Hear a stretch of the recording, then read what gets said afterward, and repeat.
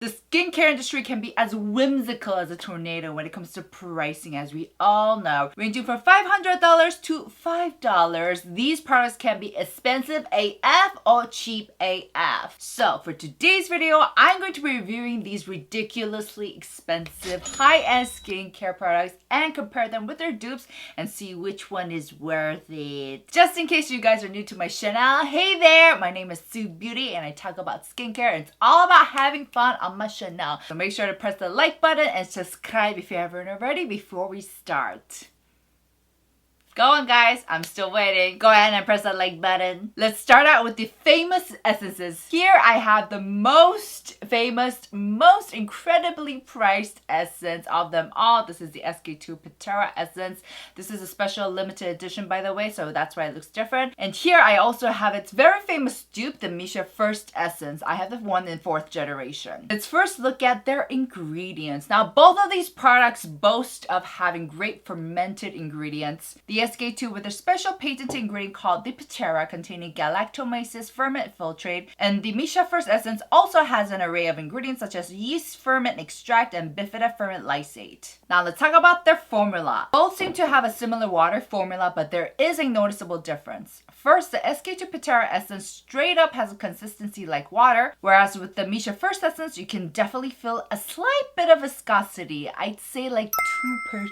It's something that you definitely have to feel for yourself. Also, the SK2 Patera Essence has a tacky finish that is apparent once the formula fully gets absorbed, while the Missha First Essence straight up feels like applying hydrating watery essence onto your skin. Also, the very particular pungent unique scent that the SK2 Patera Essence has is another difference, as the Missha First Essence remains scentless. After having used these two products for a very long time, as you guys can see, both of them are nearly empty. Out of these two, I have to give it up to the Patera Essence. SK2 wins. As a matter of fact, I first used the Patera Essence like 10 years ago, even way before I got into skincare, and even then, I could see and feel a noticeable difference with my skin. This product is exemplary when we talk about products that really truly make our skin supple and smooth and soft, and this just does the right job. My fingers can feel the change and the difference as I apply this on my skin, and I am truly a believer of Patera. However, because of its heftiest price, yes, I always and only get this at duty free. Now for my subbies who have been watching my videos for a very long time, you guys might be wondering, but so I never seen you talk about this product. The only reason why I refrain from showing this product to you guys is because I truly believe there are so many essences out there that are fantastic, that also have fermented ingredients, and that gets the job done. On the other hand, with the Missha First Essence, I just didn't see any drastic changes while using this. This just felt like a hydrating essence, and that was it for me. I mean, no hot feelings there though. I love Missha. Moving on to serums. First, I have the very much highly requested Sulwhasoo First Care Yunjo Essence and its dupe, the Numbuz in #1 serum. Both contain a batch of Oriental or Hanbang, which means Korean traditional medicine ingredients, although the list does differ a bit. With this Sulwhasoo, they used a blend of 5 precious herbs such as lotus, rehmannia, peony, Solomon seal, and white lily that they named the Time Activator. And this is supposed to help with the skin's translucency, brightness, radiance, wrinkles. Oh my gosh, so many benefits that they have listed on the website. With the Numbuz in serum, it contains Liriope muscari root extract, Centella asiatica extract, green tea licorice extract, and a whole bunch of other ingredients that I could not even dare pronounce it because I know I was just gonna butcher it. The formula of these two products are very similar with a slight hair of difference. The Sulwhasoo essence does feel more concentrated and seems to absorb a lot easier than the Numbuz #1 serum, and it feels more tuntunit, which basically means more compact in comparison. However, that is not to say that the Numbuz #1 serum is terrible or horrible. As a matter of fact, this is very similar, but the serum does feel a tiny bit more gloopier in comparison, and it does take a tad bit more longer to absorb it in. Both carry out the hint of that sweet medicinal scent, which personally I don't mind at all. It's very subtle. Between these two, honestly guys, I wouldn't be mad with either of them. Both of these serums felt nice, but with the results, I didn't see a drastic difference between them. So of course, if it was out of my own pocket, I'd definitely go with the Numbuz in serum just because it is a fraction of the Sulwhasoo's price. but I would be mad if someone wanted to gift me this beautiful serum to me as well. And also, I think the Sulwhasoo products make great gifts to your parents or your grandparents.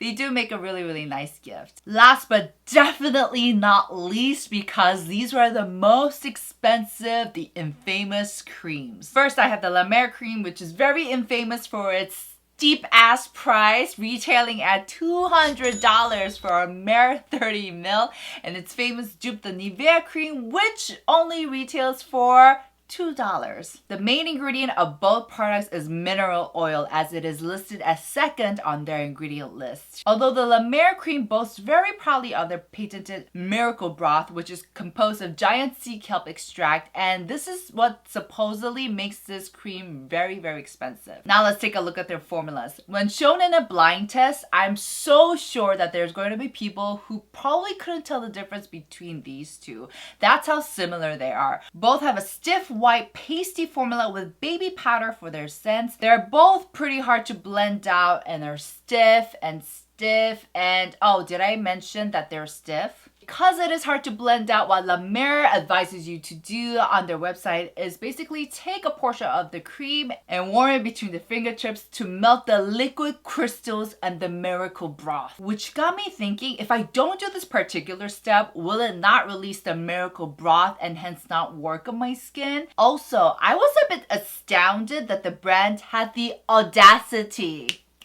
to make me do another step when I paid $200 for this damn cream. I mean, if you retail for $200, you better be applying yourself onto my skin, and you better be doing magic and hocus pocus and making me look like Jello. Also, another problem is that if you do end up following their advice of warming the part between the fingertips, what happens is that you end up using so much more product than necessary, because the majority of the products are going to end up being absorbed onto your fingers, and that is a waste of money. Now taking a look at its dupe, the Nivea cream, which is very similar, but the Nivea cream feels a lot more smoother. Like, you can definitely feel it has more of that greasier content, so it's definitely more easier to spread it out. Now, despite all of those factors of being stiff and hard to blend out and it being expensive, I actually really liked the finish of these creams. This was like the only positive side. These creams made my skin more plump and firm, as if blowing air into my skin and just making them feel a lot nourished without having me use a whole lot of products. A little goes a long way with these two, and that is something that I really did appreciate. The finish is elegant, especially with the La Mer cream, as the Nivea cream did make my skin a bit more greasier, but I did appreciate the extra nourishment. And even in the reviews, I've noticed that with the La Mer cream, a lot more mature consumers seem to like this cream way more than those in their teens and 20s. However, if I had to pick between these two, I would pick neither of them. That's right, you guys heard me right. And the reason is because they just don't sit right or well in my skincare routine. Since these two products contain petroleum and mineral oil, they are the worst products to apply after putting on an essence and serum, which are basically hydration and water. And as we all know, water and oil, they do not mix. And so even if I do take that extra step of melting the cream between my fingertips and then absorbing it, it still doesn't sit right, and it's just a very uncomfortable texture that I need to work with. Now, if my routine only consisted of wearing these creams, applying these creams only, then maybe I'd consider it. But because I like to stick to my essence, serum, cream routine, I'd say a hard no for both of these. Alright guys, that was it for this video. If you guys feel similar or differently to my opinions on any of these products, let me know in the comments down below. And also, if you guys want to see a part 2, let me know, because this was fun. I really had fun trying these bougie products out and nitpicking their bad points and scrutinizing them. No, I'm just kidding. Don't forget to press like, and I'll see you guys in my next. Ciao!